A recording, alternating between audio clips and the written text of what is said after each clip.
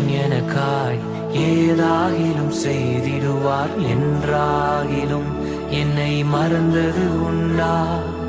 என் தேவன் எனக்காய் ஏதாகிலும் செய்திடுவார் என்றாகிலும் என்னை மறந்தது உண்டா?